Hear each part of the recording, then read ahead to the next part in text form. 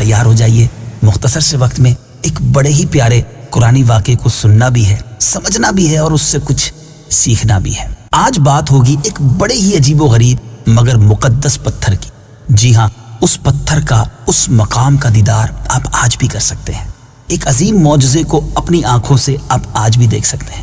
آپ حیران ہو رہے ہوں گے کس مقام اور کس پتھر کی بات ہو رہی ہے؟ جی ہاں، اس کا نام ہے مقام ابراہیم۔ یہ ایک مقدس پتھر ہے جو کعبہ معظمہ سے چند گز کی دوری پر رکھا ہوا ہے۔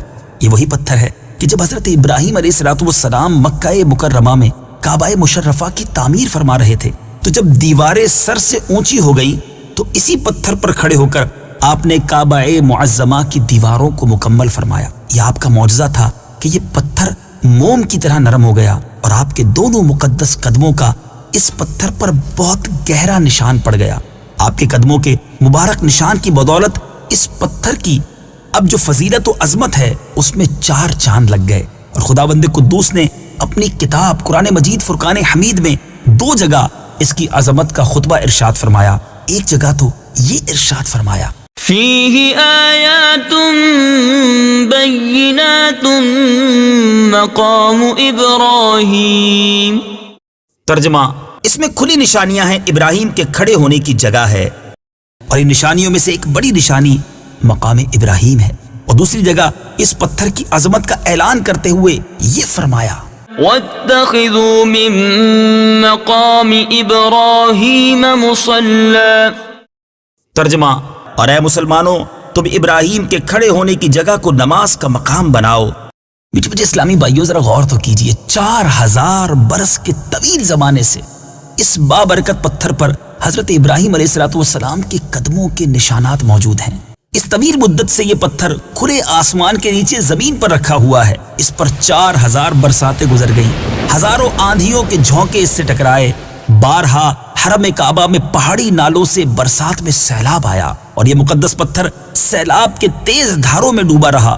کروڑوں انسانوں نے اس پر ہاتھ پھیرا، مگر اس کے باوجود آج تک حضرت خلیل علیہ السلام کے جلیل القدر قدموں کے نشان اس پتھر پر باقی ہیں، جو بلا شبہ حضرت ابراہیم علیہ السلام کا ایک بہت ہی بڑا اور نہایت ہی عظیم معجزہ ہے۔ اور یقیناً یہ پتھر خداوند قدوس کی آیات بینات اور کھلی ہوئی روشن نشانیوں میں سے ایک بہت بڑا نشان ہے۔ خداوند قدوس نے تمام مسلمانوں کو یہ حکم دیا کہ تم لوگ میرے مقدس گھر خانہ کعبہ کے طواف کے بعد اسی پتھر کے پاس 2 رکعت نماز ادا کرو۔